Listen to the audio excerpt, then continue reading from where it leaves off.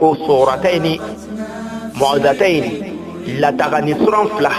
suratul falaki suratul nas mun ba to ata makonya ika do ko boroni ni ere bolo ki be ka critique ibe ka critique mais critique mi se ka ki bolo ko greyi ni herya ka jom soro o ya ale yere ala ka latigei a toroya ma ka jom soro ko di ale ala ka latigei anga tubi kata ala ma ki ka do ko ala de ya fama masado hine masado Boubni City, la case qui s'émerge. Auzu billahi minash shaitanir rajim. Bismillahir rahmanir rahim. ثم الصلاة والسلام على أشرف المرسلين وعلى آله وصحبه أجمعين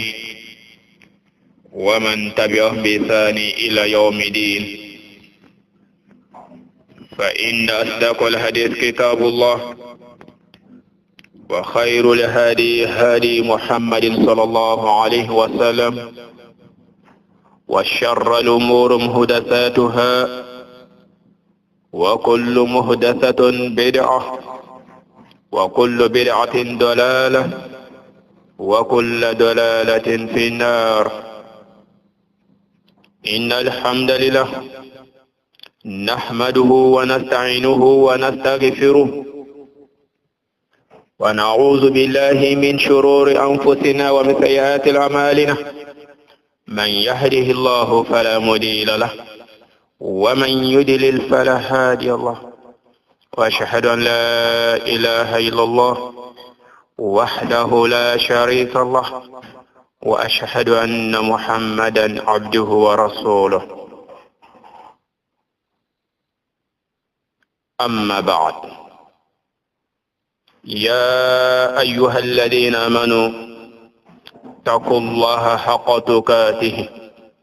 ولا تموتن إلا وأنتم مسلمون. يا أيها الناس اتقوا ربكم الذي خلقكم من نفس واحدة وخلق منها زوجها وبث منهما رجالا كثيرا ونساء واتقوا الله الذي تساءلون به والأرحام إن الله كان عليكم رقيبا. يا أيها الذين آمنوا اتقوا الله وقولوا قولا سديدا يصلح لكم أعمالكم ويغفر لكم ذنوبكم ومن يطع الله ورسوله فقد فاز فوزا عظيما. ثم أما بعد، رب اشرح لي صدري ويسر لي أمري واحلل عقدة من لساني يفقه قولي. اللهم علمنا ما ينفعنا وانفعنا بما علمتنا وزدنا علما. اللهم علمني ما ينفعنا وانفعنا بما علمتنا وزدنا علما. رب اشرح لي صدري ويسر لي أمري واحلل عقدة من لساني يفقه قولي. فيا عباد الله، أحييكم بتحية الإسلامية، أحييكم بتحية أهل الجنة وهي أعلى. السلام عليكم ورحمة الله وبركاته. موضوعنا اليوم باب ما جاء في الرقى والتمائم وتولى. بل مسلمو أبي الله سبحانه وتعالى فوق تندوك بركة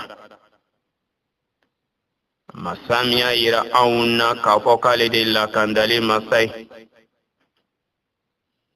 ni mɔgɔ min bɛ fɛ fana ka tugun kanda sira kɔ ko kanda fɛnw na sɔn hɛrɛma o de Muhammad bin Abdullahi sallallahu alaihi wasallam ka sira ye. Aw ka yɛrɛ cogo dɔn kola fɔlɔlenw na ko kola fɔlɔlenw bɛɛ lajɛlen fɛn ye fɛn min ye fɛn kɔni Ala yɔrɔ la n'a ka kiraba yɔrɔ la. kolu ye femi be sarati yola Allah subhanahu wa ta'ala fe sabla ko ala ka nyamariyate kira ka nyamariyate ko kira kala awni to ma shen may sallallahu alayhi wa sallam ko namba fe ka kanda ko kala awni to ma shen may kanga to ko madabam nya soro kam mantona amba Allah subhanahu wa ta'ala fo ka tado ka barkada ne man nane bal maslamo ala ko amma an ka do ko ali ala ikelindo flannan taala jenyon taala ka fo nyon taala lam yalid wa lam yulad wa lam yakul lahu kufuwan ahad ka fo nyon makala ka barawla akasanu kateme akasanu bangelima akasanu sorolima anote fankele shila ekini dake miri ko ala to fenye fema wulu ani fema wulu masru fema wulu fe afara ma fe wulu atena fe wulu ale de ko bela jella tige masade amba fo ka tando ka barkara kan nema la mi an ke salama kan sro cheban ga straka amba al maslamaw ka aw fo ni salama ya ka fo lila so hermay fole min be ke arjine kono donga fole kan alikama dona nodi assalamu alaikum wa rahmatullahi wa barakatuh alaka jonsan maw mu'minu mu'minatu ya rabbi alaka nge kanda join me kado alay kangar madado ki ko madama ni ko ki mu'mini join iki chesri sayan kana na tige mafiu kasroko islam yani to ka jiendo de nebe dota nebe dotoi kikira chokodo ula no bi donina ika do ko halsa ika islam yani amada fan mana ando ta hagli jawabo la sa fala onye qur'ana kono anga shiraku masabani fembela jenila tige masado ado etena se ka masabani jala ki nyeshima kiyama dona sabla ko amma kai ciren ke kana awma de kana sira yira awna dan to dama bela jeni yira awna an ka hakili jawabo jine ma chawma meleke ma cha awma adama de ne cila awma ka sira yira awna donc ki cesri ikato ko kanya mariyo ko ay midi me ka barake nanoyi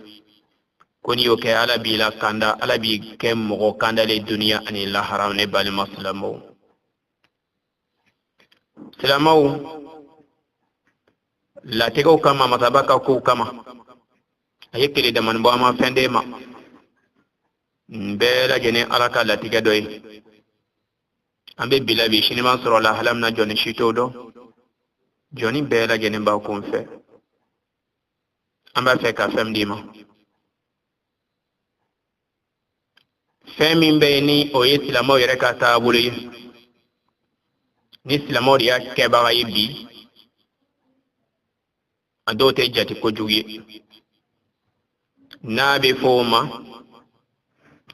boroni fe anika fengilo iyerela ani fengere fana gilo mogo gerela wala fensu gerela ni fenda madamadi anyo de babu sebe ko blanka wala dadamnena uruka ale fenyi boroni be keni femyi jangau ko moshili maningau ko saloli ni ma filiba mana kunda o kelene do boroni do wala saloli fana de do ambal maslamaw niye fenye femi be ni silamaw fana bi yire makodo ala ko sebe me ikado la koloshili be konina choko dola sabla kira kala awnye to machine mai ni madina ni fam ni ya fo choko dola mo ko ma fam ale be kuma gra soro ka foyima ka soro ya le ka fam yayi ni kwa mafatuna burhanakum in kuntum sadiqin dalata fa kadima abe ne ni ka dos chama sura kafima abe esoso kuma mina ki kwa mana aina ni dalu ni dalu babul qur'ana la wala kiraba ni kuma kana atena dalu sura kadima bal muslimau fa ya ibadallah ikado borani fenyi uruka huwa al-azaim جمع رقية وهي العادية التي يرقى بها صاحب الحمى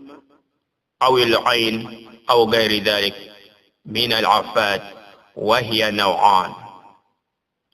إكادو كوبرونيني أبي مصر كنبا طيرا دوبيكا مغورو باسي ولا إرد دولو نبا فكا دوبرو wala iba fe ka mogodo frake nani ay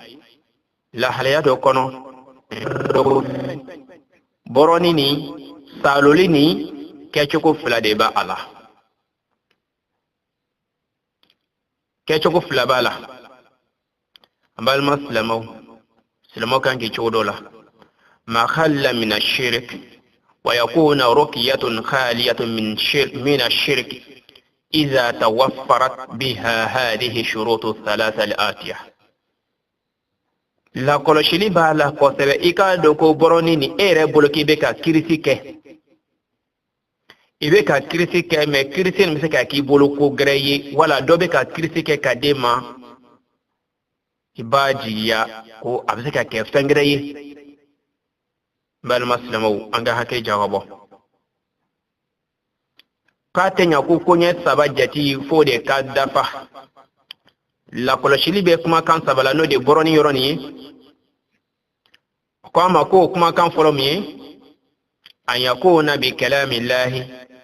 kal qur'an aw bi asma'i llah wa sifatihi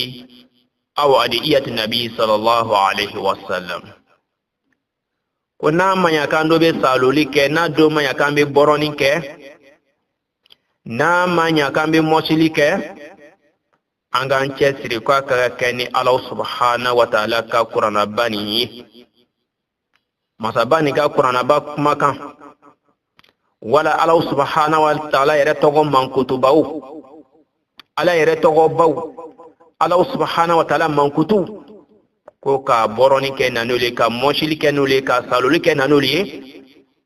wala kiraban ye dowumdi akamanto mambal maslamaw kirami la diga aw yene kanka hakilito la koni na nyogone do kire kola shala bashi foito olu boronina athaniyan ashartu filana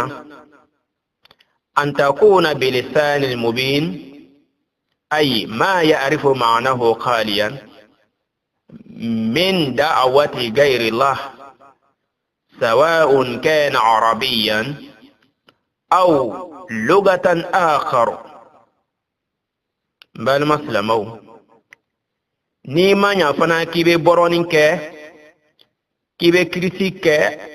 أبسي كما كان من بيني إبو كوردون كما كان من بينا كوردون دو neni ninte kuma kamina akala arabu kande sa akala ya ani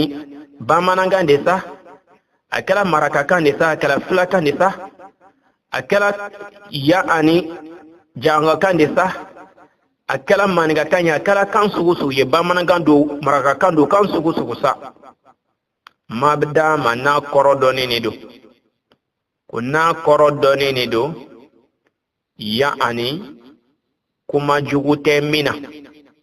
nininte mina niya shartu doy min korobe fam ambaji ya hakil mawba fam alaka fam ko madam bela jenima ko kirisi be ka ke ona nyogoy qur'ana aya wala kiray min ka nyene ona nyogonaw wala ibe ka fo kamina kambe ni kuma kani akoro nindo ambal maslamaw me al sayke hakile to fendola ikado sartun sabanan ki mango shartu sabadedu anye flanan fima wala do binadima sabanan kono أن يعتقد أن رقية سبب لا تعثر بذاتها بل بتقدير الله وإذا اكتملت هذه الشروط في رقية تكون جائزة ودليل ذلك حديث عوف بن مالك قال كنا نرقي في الجاهلية فقلنا يا رسول الله كيف ترى في ذلك فقال اردوا علي رقاكم لا بأس برقى ما لم تكن شركا رواه مسلم أما المسلم أبي أوف بن مالك كحديثا كنو anya fi sisa ko kuma kan mun fila ne sisa e ka do ke be ka boroni ke femi o fenti ka fu ide ke fi ka do ko ala de ka la tigado ibe ka boroni ke be ka yani kriti ke ni kami maraka kando fla kando yani akala kan sugu su iba manan kando maniga kan kan sugu sa mada mani be ka boroni ke na no ye ika jigide da ala kan ka don ko ala droni be ko ni natike ikado ko kadam kama fen bela jeni alaka latigade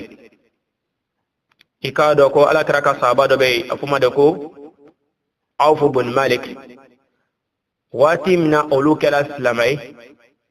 awona na alaka ko awna na ka boron fe nyede boron fe atumbe to ka furakeli keni kuma ko koromye hatta gira bayra na ko tumbe goson furake ni goson yi mogom ki yani ni gosoy mogomiki ko tumeto ko lu boron yani kangere yiminte qur'ana ayaminte kiraka dowi o yo kira ni ngola sa ko kira sallallahu alaihi wasallam ko yo ko yin jimema ala kuraka ko sallallahu alaihi wasallam kaina ni aka o kuma kan nyenga lame atmi saluli keni femye abe kirti keni kamini mba ta ko do fonyinga lame kuna sura abe kriti keni femini mada mani flan ga fuya tala mada mani flan ga fuya tala bal maslamo ko bashi to ola nyekumai la kola shiliba la kosebe nganga hakili jagabo kumanna ko mada mani flan ga fuya tala ko ni flan ga fuya tala fiu ko jaizun ko beira auna ka foka da galendo fulanga fabina la chogoji bal maslamaw ko boroni be daga klishi kele be daga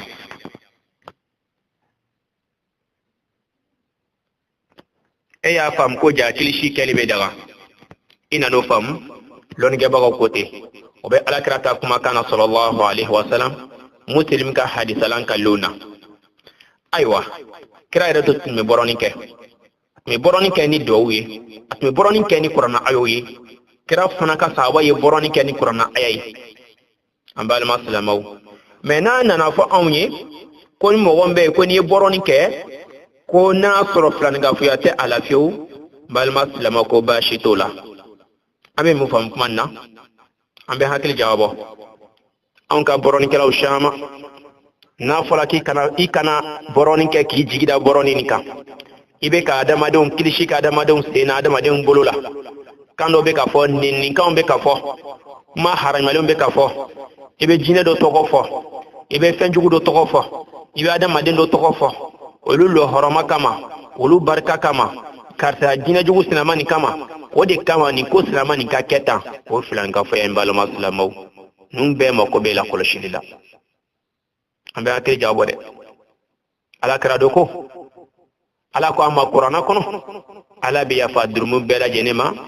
ko fona kela fulani ka fu ya durmu yembal maslamaw eke chesri kiray be kaboma eke chesri kiray be kabo fulani ka fu ya made amma ko bela ko shelila aywa ni nyi fe kuna be kambe kilisike ko kilisi ni abise ka daga min be ni asro ko ba fo ba mananga na flakana maraka kana kan sugu sugula manika kana janga kana kan sugu sugu sa madama na be fola ake kuma ye ni kuma te kuma mina kuma jugu te kuma mina jine tɔgɔ t'a la mɛlɛkɛ tɔgɔ t'a la kira tɔgɔ t'a la foyi tɔgɔ t'a la i bɛ k'i dama i bɛ ka o kuma sinama nin fɔ k'i kuma min kɔrɔ dɔɔnin don n balima silamɛw hadisa nin b'a yira anw na ko madama ni filanikafoya t'a la fɛn min tɔgɔ fɔlen bɛ nin jinɛ tɔgɔ ni mɛlɛkɛ tɔgɔ ni fɛn gɛrɛw b'a la o b'a yira de k'a fɔ k'e b'olu de fara ala kan olu ka kɛ sababu ye k'e ka bana nin furakɛ donc o filanikafoya de o y'olu faralen de ala kan filanikafoya dɔ duman tɛ ala ye donc o mako bɛ lakɔlɔsili la donc o yɔrɔ nin na an b'an yɛrɛ cogo dɔn an b'o di ma n balima silamɛw i k'a dɔn ko bɔrɔni a mako bɛ fɛn min na nin bɛɛ lajɛlen ye bɔrɔni hukumu dɔrɔn pe fɔlɔ ala kɛra o dɔ da an ma sallallahu alaihi wasallam a ka mɔgɔw tun bɛ to ka bɔrɔni kɛ ni duwawu ɲɛnɛmaw ye ni ayata kurusiw ye a delila ka kuma fɛ ka kɔrɔw kira yɛrɛ delila ka dɛbɛli kira dɛbɛli o sɔrɔla labida ye kira tafokuru 7 tafokuru joli k'a lajigi kɔlɔn kɔnɔ balima silamɛw yahudiya lɔnnikɛbaga dɔ a y'o kɛ ka kira banalen to la o kɛra waati min na ala subhanahu wa ta'ala ye mɛlɛkɛw lajigi a ma yibla jigina kana fɔ a ye k'i b'a dɔn fɛn fɛn k'i bana farigan bɛ i b'a dɔn wa fɛn min y'a kɛ fɛn sinaman de don karisa sinaman de y'a kɛ a bɛ kɔlɔn kɔnɔ yɔrɔ sinaman na tafokuru nun ala subhanahu wa ta'ala ye suran joli lajigi suran 2 qul a'udhu bi rabbil falaq qul a'udhu bi rabbin nas olu lajigina ka kiraba nin furakɛ balima silamɛw ni mɔgɔ min ko tiɲɛ tɛ ala o fɛn dɔ le ka yira e la kira banana ka yira silamɛw la de ko ja tiɲɛ ye dɛbɛli la maa bɔrɔna dɛ a ma bɔrɔ ni jinɛ tɔgɔ ye a ma bɔrɔ ni mɛlɛkɛ tɔgɔ ye a ma bɔrɔ ni foyi gɛrɛ ye masaba ye kuranaya lajigi k'o di anw ma o jiginna ka di kiraba nin ma kiraba nin fana a ma sa k'a to a kɔnɔ fiyewu i b'a ye lɔnnikɛbaga caman b'a yira na ko sɔrɔta ni mu'awwidhatayn lataga ni suran 2 suratul falaki suratul nas mun b'a to a t'a mako ɲa lɛmɛnna dɔgɔyali an ma da la n'i sigalen don ala ko la ayiwa a ko ma nɔgɔn dɛ donc aya suranba 2 nin na jiginna qul a'udhu bi rabbil falaki ka taa bila dana ani qul a'udhu bi rabbin nasi ka kira ka tafukuru tiɲɛ o kɛla kira bɔrɔna na ni o ye o kɛla waati min na kira furakɛla donc an balima silamɛw o ye bɔrɔni tɔɔmasiyɛn dɔ yiratɔ i la kira fana sallallahu alaihi wasallam a fana tun bɛ mɔgɔw furakɛ ni banabaatɔ nana ma a bɛ kuranna ayaw kalan i n'a fɔ an y'o kalan ɲɔgɔn ma ayata kurusiw bɛ yen o n'a ɲɔgɔnna caman o kɔfɛ a tun bɛ dogɛrɛw fana kɛ waati dɔw la ko allahumma azhabul libas rabbin nas washfa anta shafi la shifa'u illa shifa'uka la yuqadiru saqama a tun bɛ to ka duwawu fana kalan balima silamɛw ka bɔrɔni kɛ nani nin ye allahumma azhabul libas rabbin nas washfa anta shafi la shifa'u illa shifa'uka la yuqadir saqama balima silamɛw a tun bɛ to ka ne kɛ o n'a ɲɔgɔnna dɔw caman bɛ yen kira tun b'o kɛ ka bɔrɔni kɛ mais an ma ye yɔrɔ si ko kira ko k'a tun bɛ bɔrɔni kɛ a tun bɛ saloli kɛ a tun bɛ kirisi kɛ ni jinɛ tɔgɔ ye a m'o ye dɛ donc o kama yirala anw na a ka waati la mun ko k'o tun b'a kɛ fana min ka kɔ silamɛya diinɛ nali ɲɛ k'olu tun bɛ bɔrɔni kɛ ni kangɛrɛw ye a ko fana k'o bɛ daga ma d'a ma ni filankafoya t'a la kuma n'a kɔrɔ don dɛ i bɛ hakili to a la n'a i ko an ko k'a bɛ daga kuma a n'a kɔrɔ don ko ni filankafoya t'a la jinɛ tɔgɔ t'a la mɛlɛkɛ tɔgɔ t'a la wɔkilɛ tɔgɔ t'a la dugu da jinɛ tɔgɔ t'a la cɛkɔrɔba neni t'a la ba neni t'a la fa neni t'a la an ka hakili to nin bɛɛ la dɛ donc n'o t'a la k'a bɛ daga aw fɔ boni maliki ye alankali ɲɛ ma o ka hadisa lankali na donc o y'a yira anw na muslim ka hadisa kɔnɔ k'a fɔ ko a bɛ daga donc an balima silamaw waati la sunali kama o ye bɔrɔni kumakan ye ya rabbi ala k'a faamuya ko ɲuman di an bɛɛ lajɛlen ma o yɔrɔnin dɔ la n'an bɔra yen an bɛna taa don an ka walanda filanan na at-tama'im tama'imu fɛn jumɛn ye huwa shay'un yu'laku an-nas 'alayhim an yusa'iduhum fil 'ayn balima silamaw n'i y'a mɛn ko ni tama'im o de fɛn bɛɛ n'o de bɛ gilo adamadenw na o kuma nin ka sasa dɛ caman bɛna fɔ ko karamɔgɔkɛ nin o kuma a bɛ ne kalama wa an tɛ kalama ne ba an tɛ kalama ne fa wa ma ila rasulillah balagul mubin foyi tɛ ci dɔ ma fo ka kumakan lase se ka kɛ dɔ ya waladala man ka kɔrɔ se ka kɛ dɔw ma lamɛn ka kɔrɔ an ka kan ka to ka hakili lajigi mun de b'an ka communauté kɔnɔ mun de bɛ anw ka vie sociale kɔnɔ an balima silamaw diina an ka diinɛ faamu fɛn min ye nin ye i ka dɔn fɔnkɔɲɔgɔnyaw camanba de bɛ nin na i dɔ ka hakili to fɛn dɔ la wajuli bɛ d'a ma waati bɛɛ ko fɔnkɔɲɔgɔnyaw nana ko ko la k'i yɛrɛ cogo dɔn la lakɔlɔsili b'o la kosɛbɛ il faut beaucoup se méfier de ça où il y a trop de discussions. Il y a d'autres qui disent c'est bon. Il y a d'autres qui disent que ce n'est pas bon.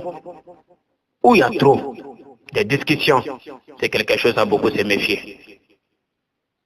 C'est quelque chose à beaucoup se méfier. En balma silamaw. Ni ye fɛn ye fɛn min bɛ n'an silamaw yɛrɛ de ka ko dɔ bi.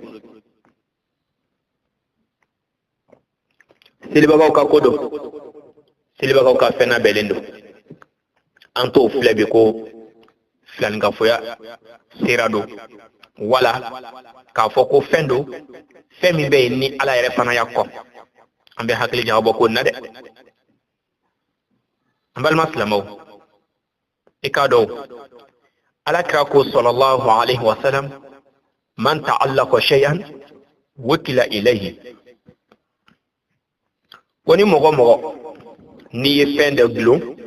k'i jigi sɛbɛnni bɛ o fɛn sinamani na i ka fɛn kalifani bɛ o fɛn sinamani na nin ye kuma kɔrɔlamaba de nin ye kuma kɔrɔlamaba ye ayiwa an y'a f'i sa ko bɔrɔnin na bɔrɔnin ka kɛ ni fɛn min ye ala tɔgɔ ye wala ka kɛ kuma ye kuma min kɔrɔ bɛ faamu wala ke n'i taara bɔrɔnin kɛ istighasatu fiha bighairi la min du'aihim wala istighasa bihim bil asma'il jin wa shayatin jinɛ tɔgɔ ni mɛlɛkɛ tɔgɔ ni yaani mɔgɔba tɔgɔ ni an ka sheku ye ni an ka karamɔgɔ sɛnɛma olu barika ni fɛn na ɲɔgɔnna dama dama an y'a f'i ko ye haramu ye kira y'an gbɛ ka b'o ma sabula o bɛɛ bɛ don filaninkafoya babu kɔnɔ o ye bɛ ka kuma dɔ fɔ i da la k'i bɛ ka bɔrɔnin kɛ ni kan min ye ayiwa bɔn donc n'a nana kɛ sisan k'i fana nana olu dɔ sɛbɛ fɛn dɔ kan k'a gulo i yɛrɛ la est-ce que différence b'a b'o ni ɲɔgɔn cɛ wa fɛn min kumakan fɔli a fɔli ko bɔrɔnin bɛ daga a kɛra kan kan ye ni nin t'a la kumakan jugu tɛ min na jinɛ tɔgɔ tɛ min na mɛlɛkɛ tɔgɔ tɛ min na mɔgɔba tɔgɔ tɛ min na ciden tɔgɔ tɛ min na n balima silamaw k'i k'a dɔn ko dagalen don i k'a dɔn manamanakan dɔw fɔ ten min kɔrɔ tɛ dɔn an gbɛn don ka bɔ o ma ya rabbi ala k'a faamuya ko ma d'a ma mɛ n'a nana ko la sa k'an b'a a gulo an yɛrɛ la ye o fɔnkɔɲɔgɔnya de bɛ yan kosɛbɛ at-tama'im jam'u tamima wa hiya ma yu'alliqu bil jism al jalib nafi dafi darar wa hiya nawan ale fɛn nin fana min ye ka gulonni kɛ anw na nin ye a bɛ dilan cogo fila don wala façon fila don naw la awal ma kana min al-Qur'an wal id'iyatu as-salihah yu'alliquha listishfa biha فهذا نوع قد اختلف العلماء في حكمه تعليقه على قولين. الأول الجواز، احتجوا على أن القرآن من صفات الله وتعليقه الدعاء،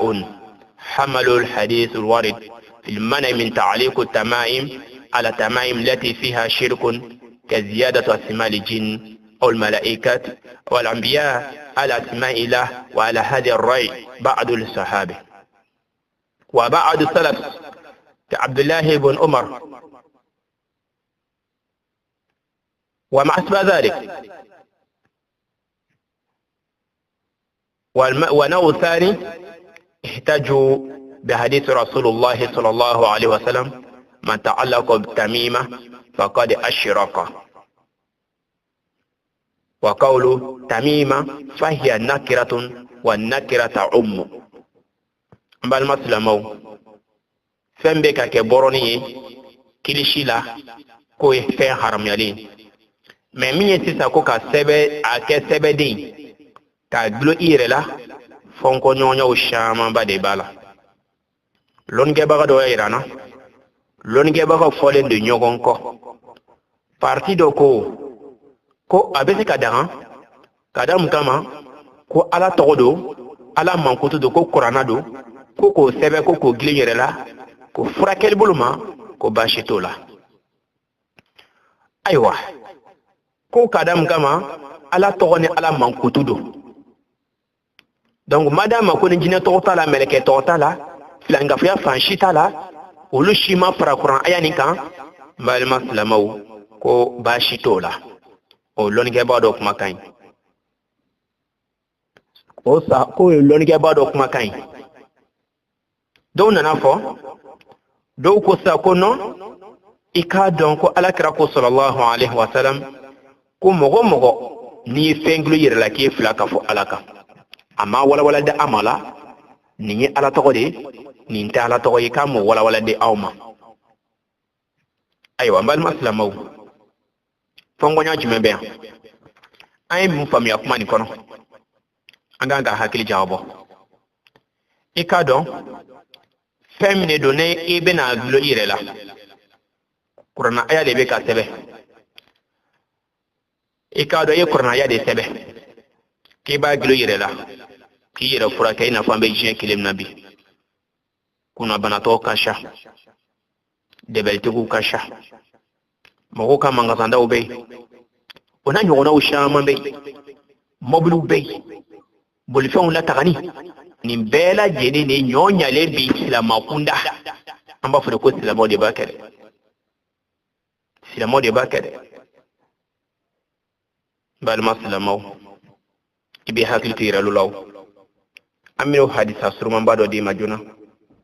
teliyala ikado kuna nyona fembe ala krako sallallahu alaihi wasallam ko lu bela jeni fem haram na lindo ikado ala kraka sahaba do zaid ibn harith radiyallahu anhu ay mufanye kana rasulullah sallallahu alaihi wasallam ana abi al-bashar al-ansari إنه كان مع النبي صلى الله عليه وسلم في بعض أسفاره فأرسل رسوله صلى الله عليه وسلم أن لا يبقين في ركبة بعير قلادة من وتر أو قلادة إلا قطعت. صحيحين يدل علينا متفق عليه. رواية هذا الحديث هو زيد بن حارث. زيد بن حارث حديثنا كلي أكو أمري كاتب جدولاني كراي صلى الله عليه وسلم كراي أشو كاتشفان سابا دوغريو كو كاتا نيومي فين بي كو سيبه دي نغلونين بالا ولا كيرو كرو دي غلونين بالا وبي فرو كي كيرو كنون سوكو كيرو كنون فين غنو كاغلون كو كراكو أولو بي نيومي نو جنونا la protection ko kira ko ka fen be nyoma wi jinuna nyoma kimbir la ko kata bela jeni tige kabo imbal maslamaw ni ala kira kuma kan sallallahu alaihi wasallam zaid ibn harith mo kula don bado dinen kono mo mbo ka dine do bal maslamaw madine kado ale den hadisa nan kali kira ko sebe den fen fen glenu be nyome o kemiru la sebe kolo fen fen be fen from fen fen be kiru kono ka glenu nyome la ko ni be nyome la taka ni be ni la taka ni ge fraudo ni na nyondo ni mbeta ko ni fen fen be kira nyamara de ko ka bela jedin tege kaboyi aywa na yi hakili jawabo ni na ambe mu fami akuma ni na mun be sosole kala sisa ka fo ko ni ala togodo ko ijayizun aywa no luko ko ala togodo ko bashi tala wa ala kira kuma kan bayira auna sallallahu alaihi wasallam ko ni mogo mnye fenglo irela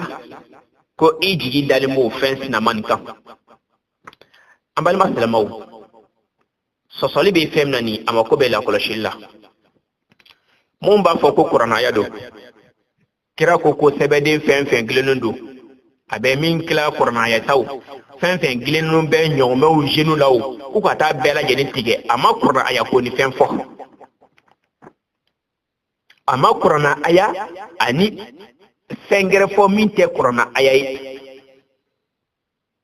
meni miri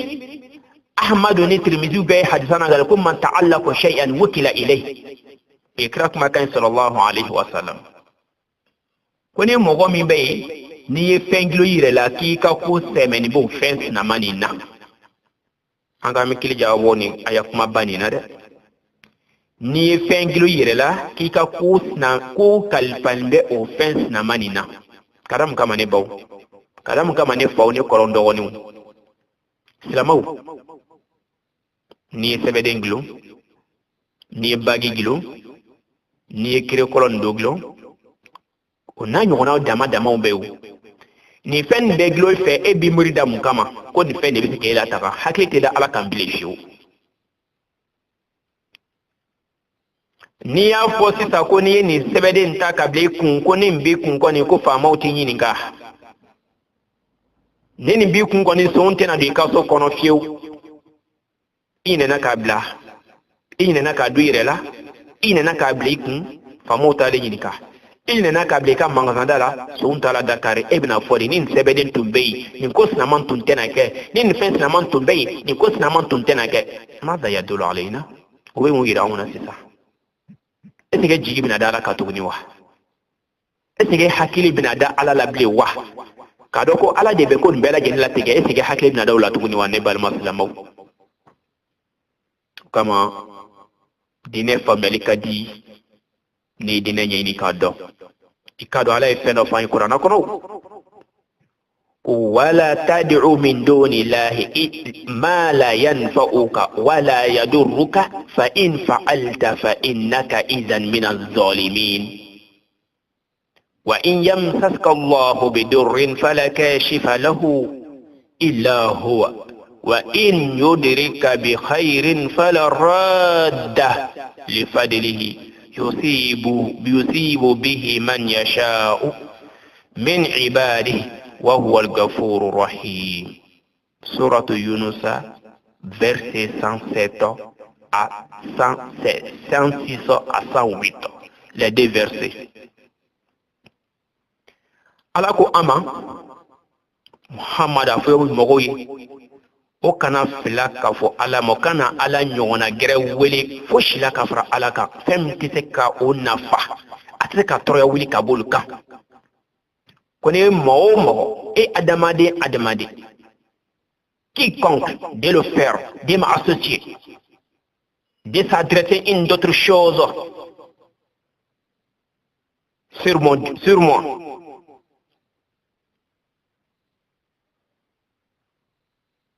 ni mogo ye fengre fra alaka alako ikela le tonyol ke bagay yi alaka dansa ko ni ala tonyo yi alaka dansa o sara graj men bolane balma islamo anga nyira mayninka anga hakili jawabo anye kuma foni ba jiga hakil mo ba fam amin bi fe ka so kono butiki dawla mobli konnona mobli tiwanun kono butiki danya wula portifio kono nawla warbla yoro wula ese ke jigi be dalaka an jigi be dalaka wa ya gilu yere la bakin baby ko me baki do la masque simple farko la chenya kama kuma kashade ibada maden do yebe fel fu do yada maden do la bi kalko fu obeke masranya fen jigi dalen tala kambli ala do ko wala tad'u min duni llahi ma la yanfa'uka wala yadurruka ikana fengere fuide wele ka far ala ka fuide la femti nafat se ka tro wele ka boy ka foshide la balwa salama ni qur'ana kuma kandide fa in fa'alta fa innaka idhan min adh-dhalimin ne ba ne fa ne koro karamo ke min ko ke ba kessa ala ko ko ni yakke ki kala la tonyul ke ba kay ne kuma kantaw ala ko te qur'ana kono qur'ana do kalamullah ala kuma kando huwa shifaa'un lima fi suduril mu'minin ikado ko qur'ana de ko kana aw mu'minin dusukun furake bal maslamo kana mu'minin dusukun furake kan yoroma jiya ka bo flanga fa ko mbela jeni ma kan ga jigi tema kan jigi dala kan tayra kan tala de ambe ala de ma be ke bi shar'iyya kira min da amma bal maslamo Qur'an nana hudan linnas wa bainatun min al-huda wal furqan kana kanda sira yira auna de ka adama dun lilla kanda ka sira yira auna menye mana ko ye miye jien de on ye menye il don to ye ala tenela ko bes ki sira yira la ki roma jan ka bolula minye ala jen sira ko yiri la donc ko ama ni mogo minya ke ki dan sa wode ki ala tono ala ki ma nafsi sura yunusa sura kilen kono ke ka don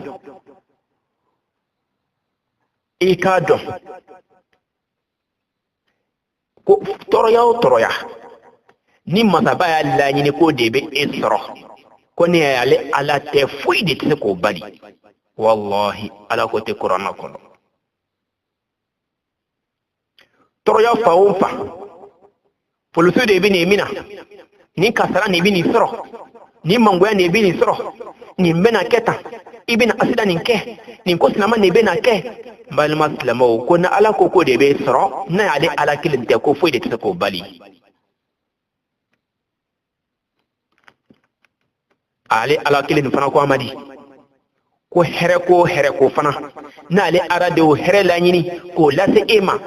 ko ede bina ni heren soro ede dana de kibina miliyar soro ede dan ne kibina million soro idal ne kibina sanke men balo sambi shekin sambi woro sambi duru bal maslamo nan kama de o ba takke o be kila ki yake toy ko fuide tise ko here ko mbali abadan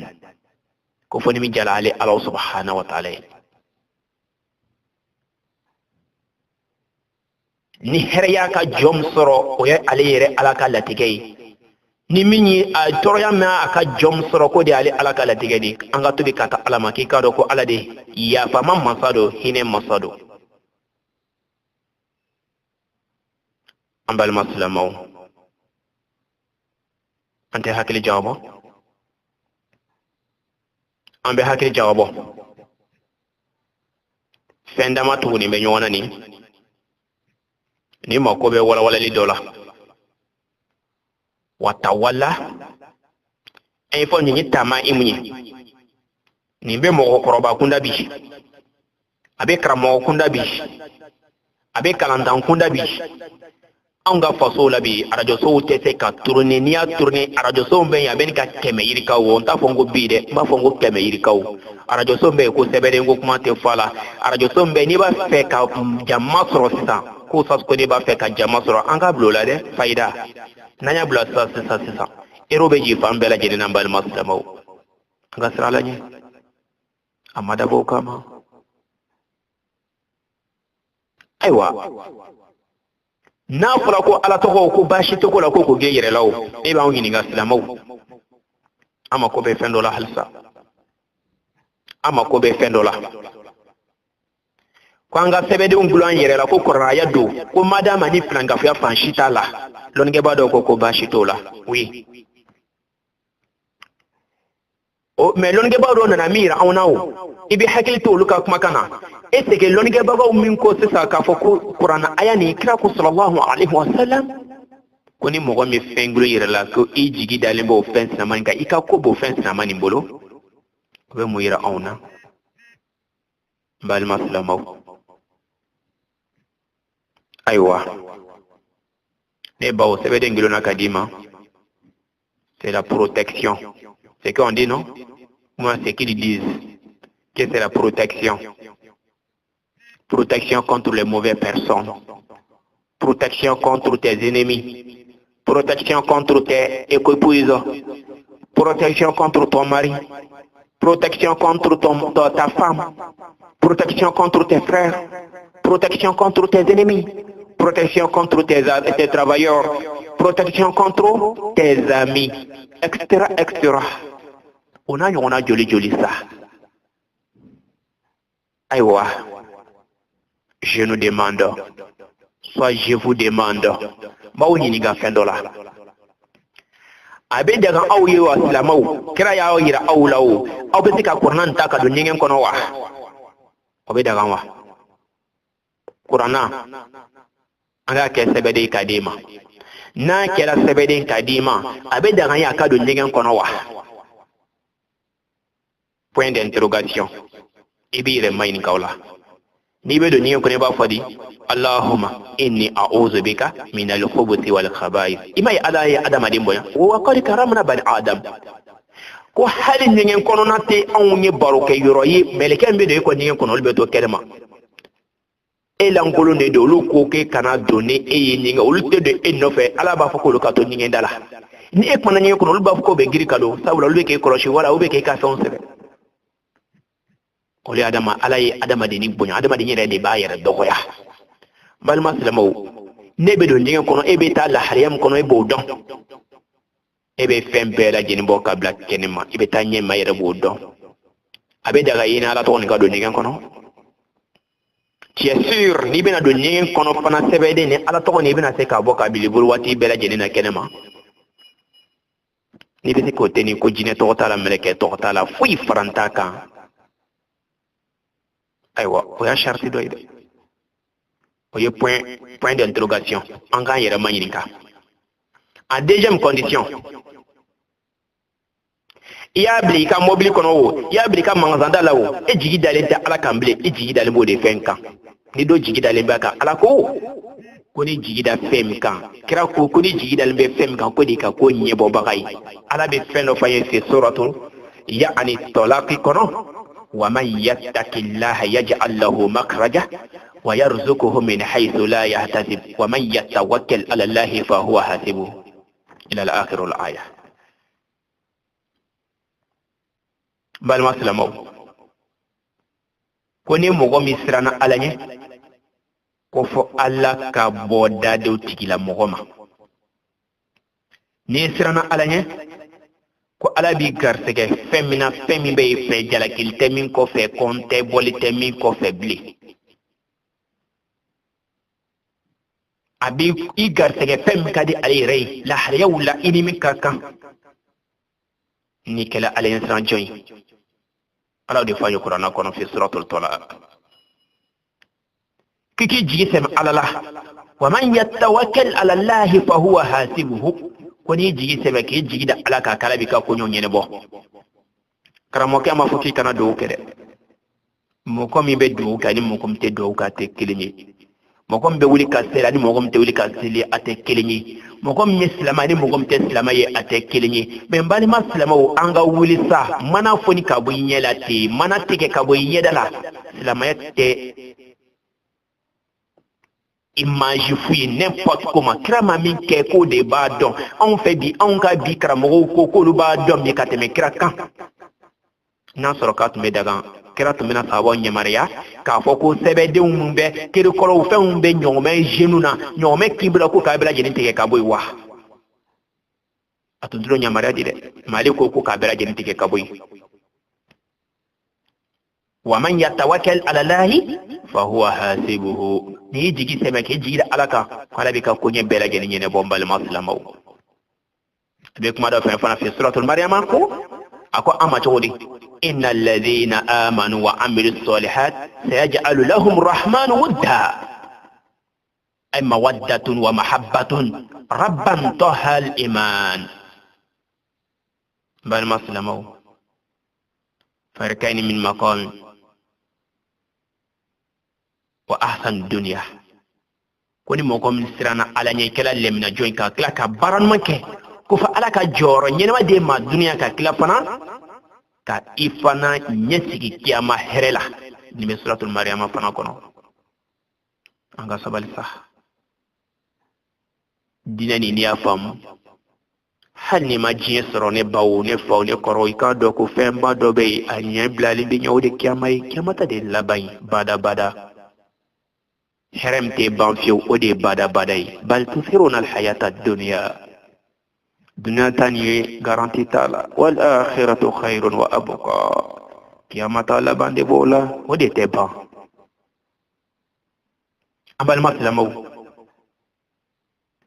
e k'a dɔn fana an bɛ sira an ka sira halisa ala ɲɛ a bɛ alakira ka hadisa dɔ la sallallahu alaihi wa sallam ani ibn Abbas Abdullahi min ye Abbas denkɛ ye o tun b'a ka ɲɔgɔmɛ ka lon dɔ bolo yani yɛlɛnkɛ fɛn kan ɲɔgɔmɛ de wala so don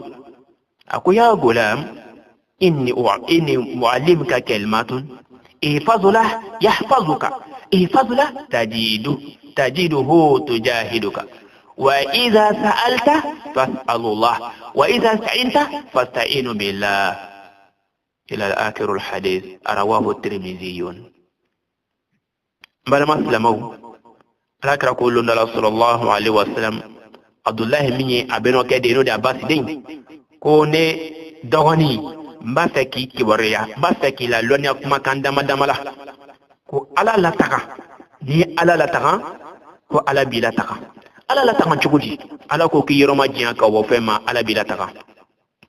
e jigi dalen bɛ sɛbɛden nin kan karamɔgɔkɛ k'i ma ko jinɛ tɔgɔ t'a la mɛlɛkɛ tɔgɔ t'a la mais ala tɔgɔ min b'e bolo nin waati bɛɛ e bɛ ala ka kuranba nin ta waati bɛɛ e bɛ ɲɛgɛn kɔnɔ paraw n'a ye balima silamɛw i y'ala lataga wa ala ko n'i y'ale lataga kiraba nin ko denmisɛnnin ma Abdullahi ma ko ala lataga ko ala b'i lataga ko ni ala lataga fiyewu k'i bɛ ala sɔrɔ i ɲɛfɛ dɛ a b'i kɛrɛfɛ lahalayaw bɛɛ lajɛlen na i m'a ye a bɛ f'an ye hadisa dɔ gɛrɛ la o ko ni ala deli tɔgɔmana n'i tɔgɔmana ka ala kunbɛ ala bɛ tɔgɔmala min ka teli n'i ta ye n'i bolila ka ala kunbɛ ala bɛ boli min ka teli ka tɛmɛ ta kan k'i kunbɛn dɛ balima silamɛ ko ni ala lataga ko ala b'i lataga duniya ani lahara n'i y'ala lataga ala ka tɛnɛmakow lataga ala ko k'i ka min ye k'olu to yen n'i y'olu lataga k'i b'a sɔrɔ i ɲɛfɛ i kɔrɔkɔrɔni wa idha sa'alta fas'alullah ko ni fana b'a fɛ fana ka deli kɛ ala deli n'ala y'i sɔn kunna dalile t'o la ne baw diɲɛ don o don ko sas ko ne ko karisa alajɛ i ka €100 di yan don o don $100 di ne ma wallahi don dɔ i b'a fɔ ko cɛnin dana tɛmɛnen don sa cɛnin dana tɛmɛnen don diɲɛ don o don $100 parce que lon bɛɛ man ka adamaden ma koyi mais ni ala y'a di ne ma e se ko t'o la i se ko t'o la hali ni ko man di ye i se ko t'o la ko an ka ala le deli a ko a ma fana wa idha sta'inta fasta'inu billah ko n'a bɛ dɛmɛ ɲini ala fɛ dɛ an ka ala deli ala a kɛ ala miliyari de b'e bolo a da anw ma ala duniya hɛrɛ ani kiyama hɛrɛw da anw ma o se de bɛ ala ye ala bɛ duniya hɛrɛ di mɔgɔ ma mɔgɔ min ka di ale ala ye a bɛ kiyama hɛrɛ fana da tigi ma mɔgɔ min ka di ale ala ye mais n'a ye diɲɛ di ma i k'a dɔn ko lakɔlɔsilen don dɛ i kɔrɔbɔtɔ don koyi diɲɛ in dili ma i k'a dɔn ko i kɔrɔbɔtɔ don kira ko a ma ten sallallahu alaihi wasallam ko n'an bɛ dɛmɛ ɲini an ka dɛmɛ ɲini ala fɛ dɛ jɔnni ye sababu ye ala de bɛ adamadenw yamara k'i bila ko dɔ la mais ala ka dɛmɛ dɛmɛ to o kɔfɛ bilen balima silamɛw ya rabi ala k'an bɛɛ dɛmɛ ayiwa an bɛ hakili jabɔ an ka kumakan na kumakan ni ani kumakan sabanan bɛ na tali kɛ ɲɔgɔn na min ye fɛn ye tawalla fɛn bɛɛ n'o de fana bɛ gulon denmisɛnninw na wala شيء يزعمون أنه يجلب محبة الزوج أو زوج أو زوجة أمبلكو أبي مسوكونا أبي تشيكونا فمن بيجلان بي مبالكو في مسو في بي كوني بيكي سببي أبي حكتو ينكو في نيكي من فرايدة جاتي من فراكوني أفما فلالوني جاباو فنا فيكوي كرا يكما فوكوي anta kile jawabo sa usas ko ne da be ka so kono biya adati ka so jagwale do akanga lase nante mi don anga yere chogodo anga yere koloshi nindo be glani pendo ye ita sra do be glan ni fanyi do ba foko corona ayado onanyo wona do be ka kai ado be glani nogoto ya pendo ye kira ke maka bela jeni fe fem haram ya lendo bal maslamaw kira ke mako fe fem bela jeni haram ya lendo ikiro ma nyaka bo bela jeni ma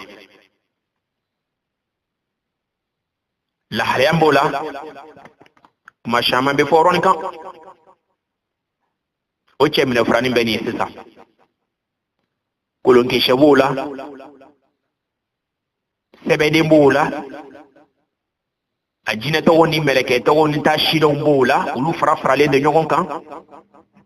mbale maslama ko ni shama be sro flan ka fu ya babu kono ulu do be gilu yere la de mbala ka shama ga glante ka korota ni ya korota kile fe kangre be fo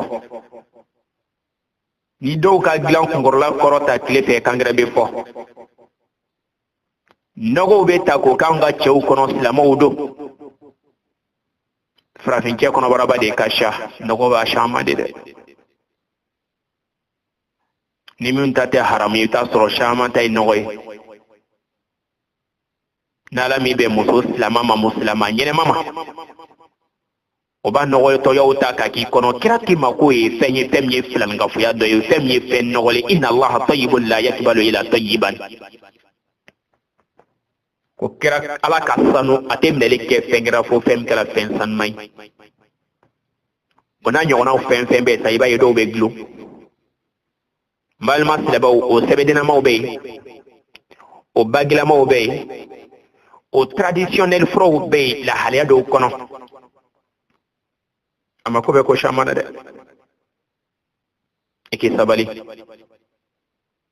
kira ya ambali kabama kira ki makiki re chogodo ulla muso ila be iki jogunya ika koke nege ambaji obe wasake ni koke dine mogoy ere dine mogoy o ya hakilon ke kirinyi ka o jigida alaka يجعل الله الرحمن ودا على بي أو كانوا هذا مدون الدنيا أباو كاكون ينبو الدنيا أني كياما فنا من بالمام سوى بي إكالا ندو تشيكالا لنته تشيبه دينو دو تي دينو دو جيكا دي دوي جيما دي دوي بيغلا دي دون جاكو يا فاكا كيني تاي فاكا ولسا كتا سوما كارسا في فاكا ولسا كتا موركي كارسا في jagu ya faka ketande warti fe ka soro chela fo ka bara silama din to karamo ho nyembila de kira ban to bado ke ale ka mantondo ki bena ke aka mantondo la kira ki mako haramale ndu ma ke kiro ma janka bola wallahi ka bela jeni flanga fu ya babu kono nay anga yere ke wodo ka won bela jeni na bal maslamaw nimgo ko non ni te flanga fu ya bara de nyekurana yo nebe ka wini ga kuma dola nya fa sisa kun qur'ana aya do ko anga fi ko qur'ana aya do karama ka do fi karamo ke ki maki ka do mu qur'aya nyenga kono wa ere dalen bala islamai adanga be daga e ka do qur'ana nyenga kono wa amma o ma ko be jatila de bon balma islamaw ambe hakito ni ke islamaw few ni aya soro bina furla bato kew ese ka be daga ye fana ko ikida nani furla bato fana o no inoma ka alaka qur'ana ya fana delen tu lawa anga hakili jawabo ambe hakito ni ke islamaw fe ni beba ko be hakili jawabo la ni ma fendo nyini ka fam o bi soro min kon kadini e ka wuli ka bo sunogola mon ka war kon toti e ka hakil jaka bo doni anga tobi kata alama anga jigi sema anga jigi da alaka na te kon mina shama mina ke amadona de an chaw shama mako sale do bide an shama mako sale do bide ala ko tala bili ambe jigi dal dum fen sila mawka la halew be la jenina ne bawo ne faw ne korone dogonu ko sila mawdidu fattaqullah kwanga sira adenye saya kana na untantige ma asuranga silama ya toka jiendo de nyemi fi o jatimine ni fen fana adobe ka be glon fana ka do demiseni kana demiseni be toma nani ay abe demiseni deme ka toma diba yo be ke sebede o be ke kolokishe o be ke unanyo ona dogro estera bal maslamaw e mo korbato na be demisen kana demisen be do ni ko na n'importe comment abise ka nyene jika babu nyene jita fana ka bolo da alaka kurna yala o be daga yiwa ere mo so koroba to fana wala icho koroba to fana abe daga yika do na nyengen kono wa anga akiri jabon be la jenina wala bo ko ni ala to yi bay men ko ka glo ko bashitala bo eseke la tangani mkanga kale bolo e kangi yere koloshina imanka do na nyengen kono fiu imanka yi fiu jeneba no ka sama fiu ibna sekan bela jenna tanga jien donko do ne bi da son fi ka boyire la ana do fala ko c'est la protection cheni jogu na so dale do sno la ko ti takatani ama ko be jetila de ko c'est la protection e jigi dande ala kam bleu comme c'est la protection wati be ne be do nyen kono non na so be nyen kono do no ko to film alulum na ki to nyen kono da tin soro antan jigi se manga jigi dala ka ko ni mi ban soro ala ko ko fuyi to ko balnale ala te antan jigi se me anga jigi da ala la anga jigi da ala kan la kan ga ko nyene bo wani baw aywa amin be gilu dina sawu amin be gilu ere la sawu la ko shilim ba la cho ni qur'an aya do ko jine to tala meleke to tala ama ko be solution mina e ki ya ki jabo de la ban e ki rekonte boko sere nous fin de ba fe ko ni client wele nay nous ne de be client wele kana mini ne ben ko janche nogo be che ko ke che kono ona nyona do ma damaw baginu be tigela o sebe de ngiloni be mangazanda wula abe mobile clé abe yoro wula do se be mangazan dondala ainsi de suite on a nyona dama mbey incontable kafiru te ngela de la mawdedu anga kil jabanga silama yala flanka fedu ko man wakila shay'in man ta'alaqa shay'in wakila ilay kone mo mo fenglo ya glo mobile kono sawo ya glo ka fe do lawo ya glo yere la sawo ko wakila ilay e jigi dal mo fenka ko de be ka fenye bo de be ka ko nyene bo alikama dona ko fendo na se kema ko nyo bal maslama barado de ima ye ala dina ta fa kema dona ko mo gombe na me de me ni fengre fe kaka ta lu yoro fe olu fe ko lu ka de me nyene bo sebe de me na se ki ka ko nyene bo bagi bina se ka nyene bo kema dona ante jadi mina don ninke ambal maslama wala dan jena inshallah wati dola kain anka do anga communauté ka vie sociale kono mbajiya sega kebeni wala dala men ka koro itala men ka koro ne mo gon ko kite sebeden ko kebi ba foki wahbiye kira ko ni dala konte ko kira ko ni doglan yoro o dala konti ati fiu so solu kon be mina agloni ko ne aglombalia ko ko kurna ayado me kira ko ngo ko man wokila shay'in man ta'ala ko shay'in wokila ilay ni mo mi fenglu yere la ko ye iji semeni wo fenne la ika ko nyebo ba o fenne mai ama qur'a ya ko anni min te qur'a ya kuma fo anyola ne ko kite sebe de nglo do be fusro ka fi made bo ni mi ala daga e kire chugo do ango na basa kiriciye Allah ta gani si sabe yere de bulu donc ambe hakili jabo ya rabbi mi falala ka men tolo da ama ni film sura kono ala ka yafa on mo tanga la yini ala kan sahaba be an ka dinani ala ka famme ko madini na obela jenima ala kan balo silama ya kan ala kan fatule men ya kan ala ka dine tiera na ka do ko ni tie ka tun tie ko ya rabbi ala ko sono yambe ka do ko ni galon ya rabbi ka tun ka ba galon ya rabbi ala ko sono yambe la jeni ala kan balo silama ya kan ala kan fatule men ya kan be ala le dedi ya rabbi an ka fon be nyon ka ko silama ya do ala kana ke jien ko ye ala ka ke ala ko ni ya rabbi ala kan ke nyon sinyo janato firdaus kono ala ka dine famme ko madama ala kan ke silama da falunya karake to ka jinde la takuna ka haula juhala tati bi haula bi wajhi wa tati bi haula bi wajhi nislama wula nisna mo wula be wulu no fe ni kasra ka wula be wulu no fe beta fe be wuli be wulu be la jeni no fe sabali dinatete dina kelin drompe de qawlu subhanahu wa ta'ala qawlu rasulullah kama ne ko ni silama de ne kira kam mantonde de tabulo la de mbo fo na beni mani to min beni rema iban wule wala min kano erema mante tabulo la ikra ikam mantonyi amba fe kan senda ase kebo senda yorola anse ko damera fitinina ala kan de makula ala kan bra jenni sahaba ben bal maslamaw ya rabbi ala kan la kanda ربنا لا تؤاخذنا إن نسينا وأخطأنا ربنا ولا تحمل علينا إثرا كما الذين من قبلنا ربنا ولا تحملنا ما لا طاقة لنا به واعف عنا واغفر لنا وارحمنا أنت مولانا فانصرنا على القوم الكافرين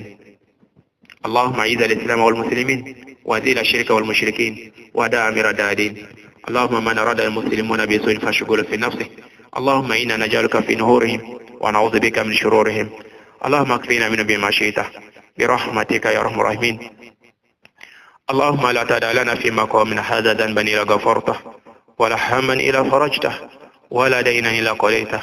ولا فقيرا إلا غنيته ولا دينا إلا يسرته ولا عدوا إلا خذلته ولا مريضا إلا شفيته ولا مريضا إلا شفيته ولا عدوا إلا خذلته ولا ميتا إلا رحمته ولا ضالا إلا هديته ولا حاجة من الحوائج الدنيا والآخرة إلا ترضه ولا ما فيها الصلاة إلا أن تنال قضائها وترضى برحمتك يا أرحم الراحمين اللهم اغفر جميع الموتى المسلمين الذين شهدوا لك بالوحدانية والنبيك برسالة وماتوا على ذلك اللهم اغفرهم وارحمهم وعافهم واعف عنهم واكرم نزلهم ووسع مدخلهم واغفر بالموسد والبرد ونكمنا الدنيا والخطايا كما ينقى الثواب من الدنس وارحمنا الله إذا سرنا إلى ما صاروا إليه برحمتك يا أرحم الراحمين اللهم أعز الإسلام والمسلمين وأذل الشرك والمشركين ودامر أعداء الدين اللهم من أراد المسلمون بسوء فاشغل في نفسه اللهم من أراد المسلمون بسوء فاشغل في نفسه اللهم إنا نجعلك في نهورهم ونعوذ بك من شرورهم ونعوذ بك من شرورهم ونعوذ بك من شرورهم اللهم اكفينا من بما شئت برحمتك يا أرحم الراحمين اللهم انصر نصر الدين اللهم انصر نصر الدين اللهم انصر نصر الدين في كل مكان اللهم انصر المسلمين في كل بلاد اللهم انصر المسلمين في كل بلاد اللهم زد قوة المسلمين على عدوك وعدوهم يا رب العالمين ربنا آتنا في الدنيا حسنة وفي الآخرة حسنة وقنا عذاب النار ربنا لا تزغ قلوبنا بعد إذ هديتنا وهب لنا من لدنك رحمة إنك أنت الوهاب سبحان ربك رب العزة عما يصفون والسلام على المرسلين الحمد لله رب العالمين والسلام عليكم ورحمة الله وبركاته أخوكم تلاميذكم أستاذكم الحاج عيسى كوني